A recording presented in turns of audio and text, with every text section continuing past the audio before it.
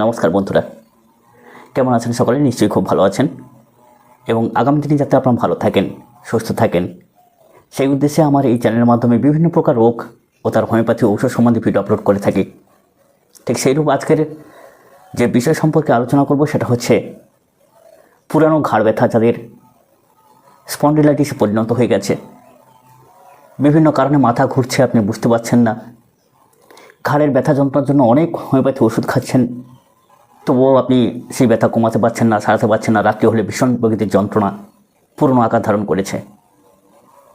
আজকের এই যে পুরনো ঘাড় ব্যথা, আপনি কোন কোন ওষুধ খাবেন, অর্থাৎ লক্ষণভিত্তিক কোন কোন হোমিওপ্যাথি ওষুধ সেবন করে আপনি আপনার এই যে ঘাড় ব্যথার যে সমস্যা বা ব্যথা যন্ত্রণা সে থেকে মুক্তি পাবেন। আপনারা জানেন যে আমাদের হোমিওপ্যাথি চিকিৎসা খুব কম পয়সার চিকিৎসা, কিন্তু ওষুধগুলোকে লক্ষণ ভিত্তিক আমাদেরকে কিন্তু নির্বাচন করতে হয় বা সেবন করতে হয়।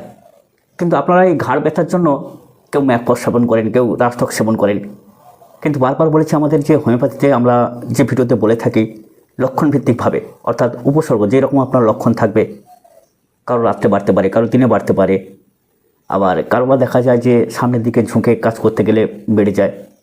তো এইরকম লক্ষণ ভিত্তিক আমরা অনেক হোমিওপ্যাথি ওষুধ সম্বন্ধে আলোচনা করে থাকি।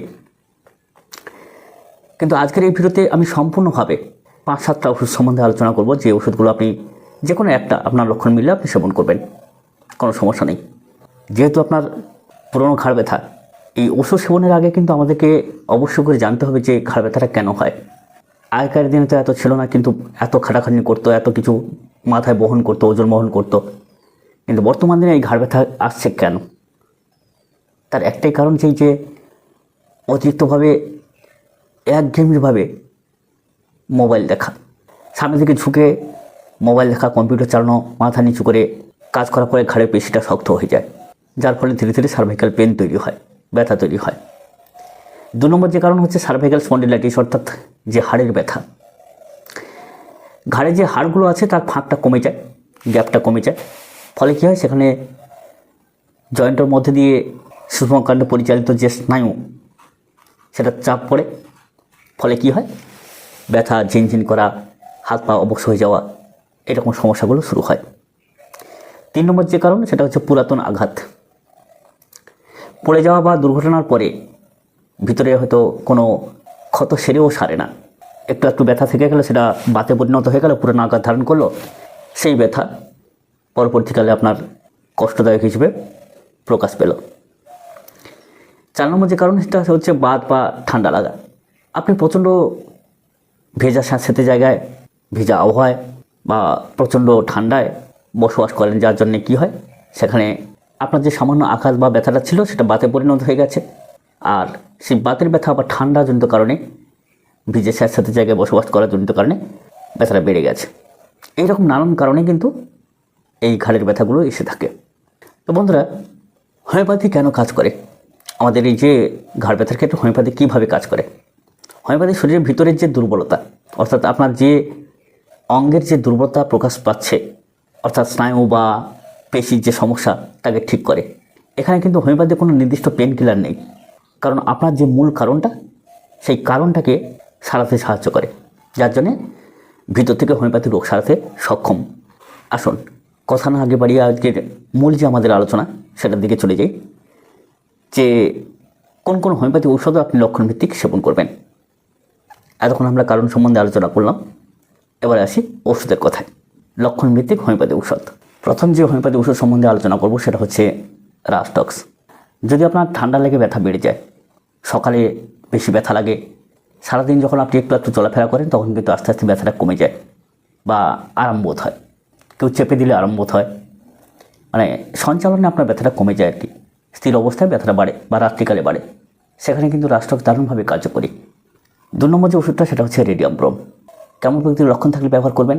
যদি আপনার সার্ভাইকাল স্পন্ডিলাইটিস হয়ে থাকে, যদি আপনার ঘাড় ঝুঁকিয়ে বা ধেপে কাজ করার জনিত কারণে আপনার সমস্যাগুলো বেড়ে যায়, হাড়ের ক্ষয়, স্নায়ুর চাপ, কাঁধের এবং যে হাতের ব্যথা ভীষণ প্রকৃতির যন্ত্রণাদায়ক কষ্ট দেয়, তা সেখানে রেডিয়াম ব্রোম মোটামুটি ধেপে কাজ করলে খুব শক্তিশালী ঔষধ হচ্ছে রেডিয়াম ব্রোম। ধেপে কাজ করে সমস্যা যদি বাড়ে, মানে ঝুঁকে কাজ করলে আর কি, যে ভাষা বোঝেন। এর পরবর্তী যে ঔষধটা সেটা হচ্ছে কোনিয়াম মেকুলটাম।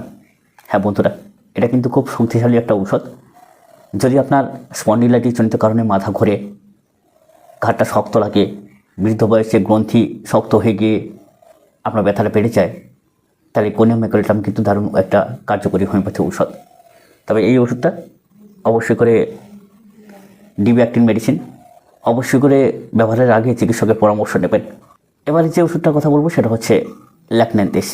এই ল্যাকন্যান্থিস হোমিওপ্যাথি ওষুধটা যদি আপনার ডান পাশের ঘাড় একদিকে পেকে যায়, ঘোরাতে গেলে কষ্ট হয়, ঘাড় শক্ত হয়ে টান লাগে, তার ল্যাকন্যান্থিস কিন্তু দারুণ একটা হোমিওপ্যাথি ঔষধ। বিশেষ করে যদি ডান পাশে ঘাড়টা এরকম ধরনের কাত হয়ে থাকে আর সেখানে আপনার ব্যথা যন্ত্রণা বাড়ে। তো বন্ধুরা, এখানে এই যে কোনিয়াম ম্যাকুলেটাম ছাড়া যে সমস্ত ওষুধগুলোর কথা বললাম, যেমন রাস্টক্স, স্টেডিয়াম ব্রোম, ল্যাকন্যান্থিস, এইসব ওষুধগুলো কিন্তু অবশ্যই করে আপনি 30 বা 200 পোটেন্সি দিনে 2 বা 3 বার করে আহারের 1 ঘন্টা আগে নিতে পারেন, অবশ্যই করে উপকার পাবেন। এই যে কোনিয়াম ম্যাকুলেটাম, এটা 200 বা 1 পোটেন্সিতে নেবেন যদি খুব সুন্দরভাবে নির্বাচন করতে পারেন যে আপনার স্পন্ডিলাইটিস জনিত কারণে মাথা ঘোরা, ঘাড় যন্ত্রণা, ঘাড়টা স্টিফ হয়ে আছে, যেন সেখানে কোনো একটা গ্ল্যান্ড শক্ত হয়ে গেছে, তো এইরকম হলে তবে কোনিয়াম ম্যাকুলেটাম আপনি সেবন করতে পারেন। তবে খুব কম মাত্রায় নিতে হবে। আপনি 200 যদি নেন তাহলে সপ্তাহে 2 দিন, 1 নিলে সপ্তাহে 1 দিন এরকম নিতে হবে।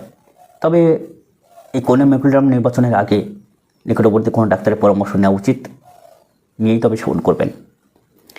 আজকে শেষ পেশে একটা হোমিওপ্যাথি ঔষধ না বললেই নয়, যেটা হচ্ছে কস্টিকাম।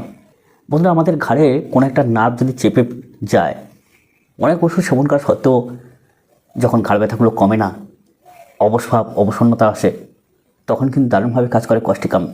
মানে এমন একটা অবসন্নতা আসে যেন পক্ষাঘাতের মতো করে তার লক্ষণ প্রকাশ পায়, তখন কস্টিকাম আপনি সেবন করবেন, দেখবেন দারুণভাবে কাজ পাবেন। বিশেষ করে যদি আপনার এই যে ঘাড়ের ব্যথাগুলো আস্তে আস্তে এই যে ফ্রোজেন থেকে ডেল্টয়েড পেশি মানে কাঁধের দিকে নামতে থাকে, সেখানে যদি হাতটা ঠিকমতো না তুলতে পারেন, হাত যদি অবশ হয়ে যায়, ঠিকমতো কোনো জিনিস আপনি তুলতে পারছেন না বা মুঠো করে ধরতে পারছেন না, তো আপনারা জানেন যে কস্টিকাম হচ্ছে আমাদের সর্বপ্রকার পক্ষাঘাতের একটা মহৌষধ। যখন কস্টিকাম না কাজ করে তখন শেষ অবস্থায় কিন্তু কোনিয়ামে যেতে হয়। তো অতএব কস্টিকাম 200 পোটেন্সি আপনি একদিন ছাড়া একদিন কি প্রত্যেক দিন একবার, যেরকম রোগের প্রবণতা থাকবে সেভাবে নির্বাচন করতে হয়, সেভাবে সেবন করতে হয়। আবার 1 পোটেন্সি যদি খুব পুরনো আকার ধারণ করে সেখানে সেবন করতে হয় 3 দিন অন্তর কি সপ্তাহে 1 দিন। যাই হোক, যেহেতু আমরা শিক্ষার পারপাস ভিডিওগুলোকে আপলোড করি, তো অবশ্যই করে আপনি যদি সঠিকভাবে নির্বাচন করতে পারেন, আমাদের ভিডিওগুলো দেখে শিখতে পারেন, তো অবশ্যই করে নিতে থাকবেন। আর একটা শেষ পেশ আবার একবার বলি, যদি কোনিয়াম সেবন করতে চান অবশ্যই করে আমাদের পরামর্শ নিতে পারেন, কিংবা আপনার নিকটবর্তী কোনো ডাক্তারের পরামর্শ নিয়ে তবে সেবন করবেন। তো বন্ধুরা, এই যে ঘাড় ব্যথা অবশ্যই করে সারবে, বাড়িতে বসেও আপনি সারতে পারবেন। তবে ওই যে একটানা কোনো ঝুঁকে কাজ করবেন না, জোর করে ঝাঁকুনি মেরে কোনো কাজ করতে যাবেন না যার ব্যথা শুরু হয়েছে। আর যার ঘাড়ে ব্যথা এসেছে সে কিন্তু ধেপে কাজ করবেন না বেশিক্ষণ, আর অতিরিক্ত ল্যাপটপ, কম্পিউটার ঝুঁকে দেখবেন না। আরেকটা কথা বলবো, বালিশ ছাড়া শোয়া অভ্যাস করুন, তাতে করে আরও তাড়াতাড়ি রেজাল্ট পাওয়া যাবে। আর অতিরিক্ত রাত জাগা থেকে বিরত থাকুন। ভালো থাকুন অবশ্যই করে। ভিডিওটা যদি সত্যি ভালো লাগে অবশ্যই করে বন্ধুদের শেয়ার করুন, শিক্ষার সাথে সাথে নোট করতে থাকুন। নমস্কার।